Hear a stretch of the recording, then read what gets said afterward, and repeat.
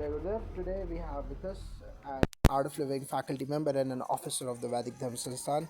He works closely with the Veda Pathshalas, teaches Sanskrit sadhanas, and conducts Sudarshan Kriya and Sayyam programs. We are here to explore how the legendary Liverpool versus AC Milan final at Istanbul can offer not just football inspiration but also spiritual life lessons. Welcome, Jai Gurudev. Jai Gurudev, and thank you. It's a joy to be here and reflect on how such a football match can echo the eternal wisdom of the Vedas and our Guru's teachings. The 2005 final match is iconic from your perspective. How does it connect to our daily sadhana? Jai Gurudev, that's a beautiful question. That match was more than sport. It was tapasya, a test of inner strength. When Liverpool was down 3-0, it was like a seeker in life overwhelmed by karma and challenges. But instead of giving up, they turned inward, just like how we return to our breath in Sudarshan Kriya. When the mind is stormy, every comeback is a return to the self. That's what Sudarshan Kriya does daily, restores clarity and courage. In Istanbul, they didn't just fight Milan, they overcame their own mental collapse. That's spiritual victory. In such moments of emotional crisis, what would Gurudev Shri Shri Ravi Shankar ji advise? Gurudev always says there is nothing that cannot be overcome. Just take a deep breath and move ahead. In times of despair, whether it's a tough relationship, job failure, or even depression, we must pause, breathe, and invoke Shakti. This is where Shakti Kriya, Sudarshan Kriya, or even simple Gayatri Japa brings the mind back to the present. What did Rafa Benitez do at halftime? He calmed his team. That's the role of a guru, bringing stillness amid storm. Gurudev does that for millions. Can you relate that match to deeper Vedic practices like Agnikaram or Trikal Sandhya? Absolutely. See, Agnikaram and Trikal Sandhya are about daily inner discipline. Win or lose, we show up. That's exactly that Liverpool did. What did Liverpool did? They came out in the second half with the same spirit.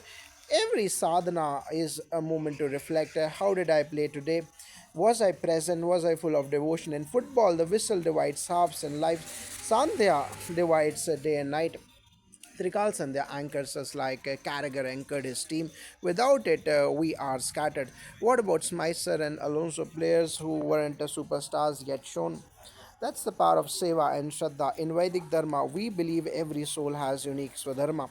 Smicer and Alonso represent those unsung heroes in our lives, the Gurukul Acharyas, temple priests, or a mother quietly chanting Vishnu Sahasranama. Their humility became their strength. Gurudev often reminds us the smaller your ego, the more space for the divine to act through you. They played without expectation, just like true sadhaks. What inner practices can help us build resilience like Liverpool showed? Sudarshan Kriya to clear stress, Gayatri Japa to sharpen intuition, and Upanayana Sanskar to commit to higher learning, Sanyam Sadhana to cultivate silence, and Yoga and Pranayama for balance, Agni Karyam or simple Deepa Puja to stay rooted in Dharma, and Satsang to keep the heart uplifted, Mantra chanting to elevate energy, and finally regular Seva to keep ego in check. How do we deal with personal defeats like Milan faced? Milan played beautifully. Sometimes, even when we do everything right, destiny has another plan.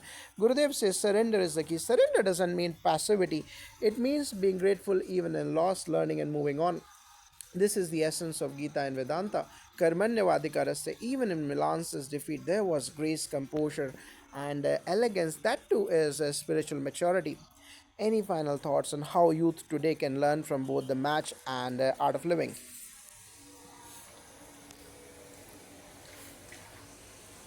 Yes, channel your passion into purpose. Footballers train relentlessly. You too must train in sadhana. Don't wait for crisis to start spiritual practice. Begin now. Whether it's through a happiness program, Yes Plus, Shishi Yoga, or Vedic rituals, begin somewhere. As Gurudev says, you have the strength of 1,000 suns within you. Just awaken it. Istanbul 2005 teaches us that even when the scoreboard says you are losing, your spirit can still win. That was deeply insightful. Thank you for weaving together football, Vedanta, and Gurudev's timeless wisdom. Jai Gurudev, may every seeker find strength in adversity and grace in every game life enjoys. Jai Gurudev.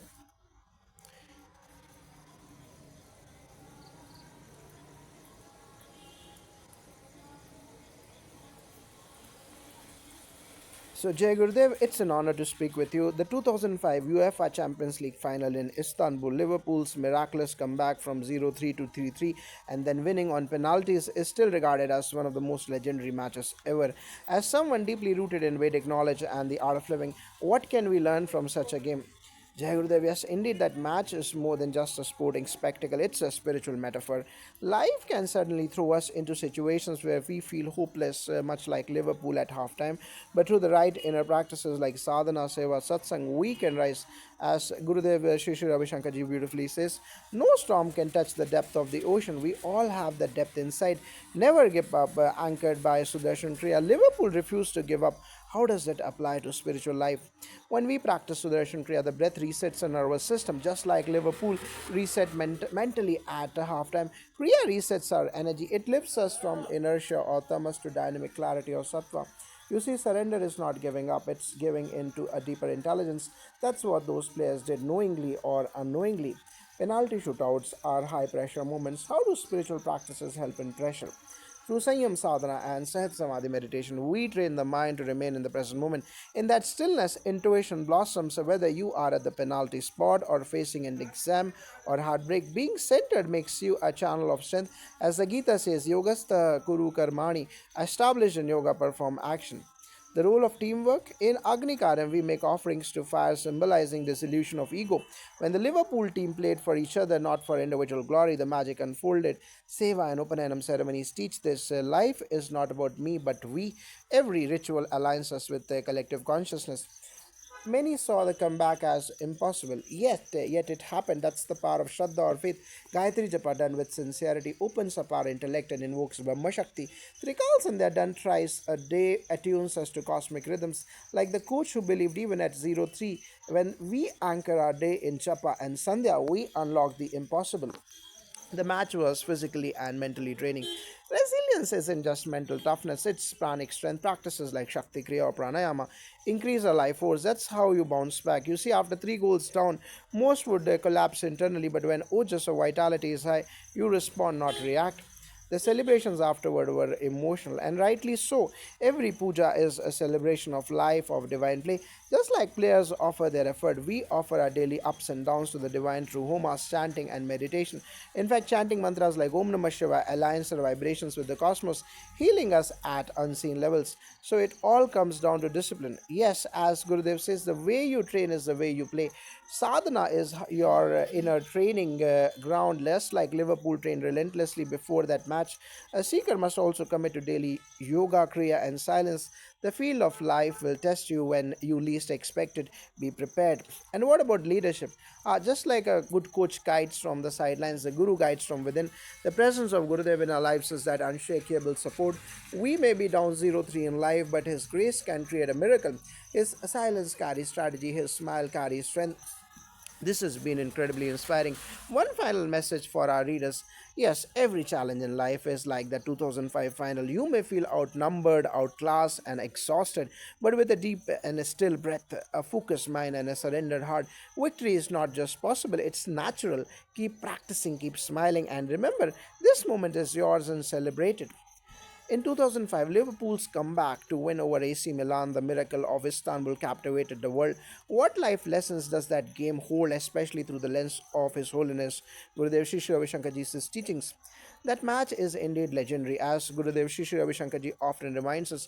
The spirit of sports embodies confidence, joy, unity, and hope. He said of a wheelchair cricket tournament, they exuded so much hope and resilience. You have to be sporty in life, come what may. Sport is about confidence, joy, unity, laughter, and hope. Liverpool showed exactly that spirit down 3-0 at halftime. They never gave up. This reflects one of the oldest spiritual truths. Life's outcome isn't all. What matters is the journey and effort. A sports writer noted of Liverpool, no matter how insurmountable obstacles may seem, with determination and perseverance, success is within reach. On the field, as in life, we learn to keep playing even after setbacks. In high pressure moments, be it on the pitch or in life, how do we develop the inner calm and resilience to perform?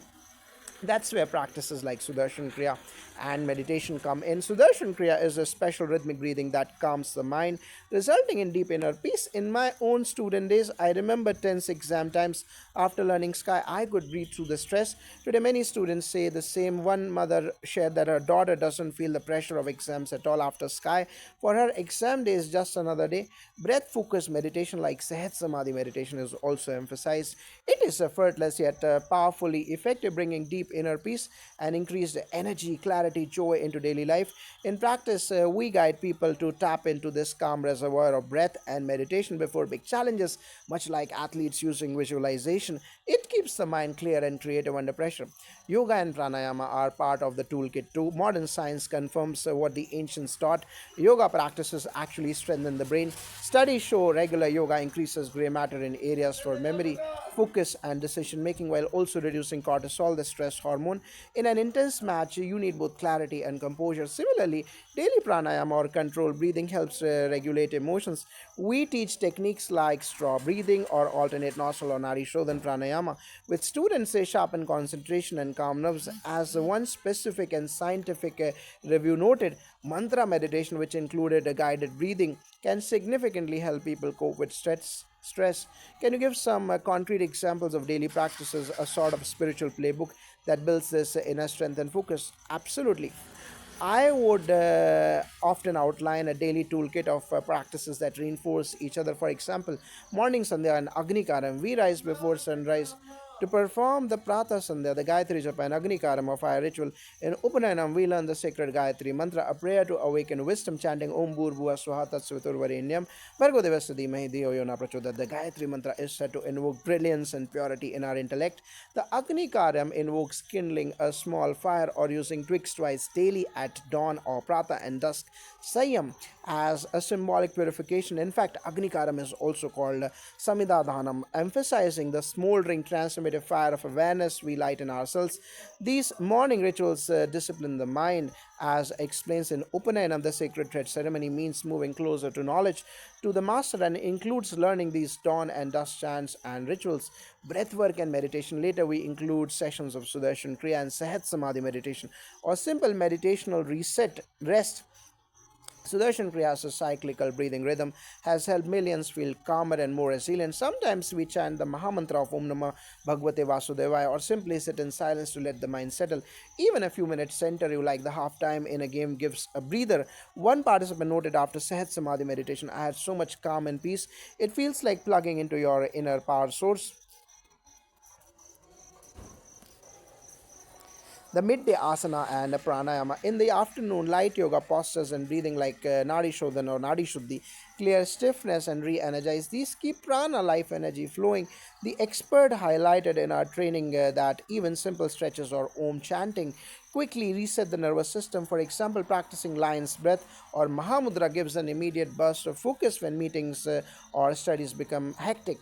Recall Sandhya and chanting at dusk and again before sleep. We repeat Sandhya Vandana, offering gratitude, doing short homa or puja. If possible, and chanting few mantras, we might use Loka Samasta Sukhino Bhavantu. May all beings be happy, may all be free, which reminds us our individual success is linked to collective well being. Even chanting Shivam Shivam or Om calms the mind. Sri Gurudev Ravi Shankarji often says we should pray for everyone's peace, not just our own. That widens the perspective beyond the self, preventing burnout and fostering gratitude. Once in a while, we partake in group kirtan or chanting or longer silence retreats. These amplify the practice. Practicing and participating in Gau Puja, Rudra Puja, or Navratri Homas at the ashram, for instance, is like collective training. The charged atmosphere deepens one's meditation even after leaving the hall. As Gurudev observed, when a large group sits together in meditation or puja, the glow within the body will brighten and will expand and spread outside. This is Devi Puja. In other words, temple rituals are really meditations with mantra and fire which sustain our inner light in daily life. These are many elements. How do rites like Upanayana and mantra chanting fit in? They tie deeply into the same resilience building. Upanayana is the life stage initiation where a youth receives the sacred Gayatri thread and mantra. It is said to be new birth in the spiritual world, marking one's commitment to duty and knowledge. Even for adults, rededicating oneself to this discipline sharpens your purpose.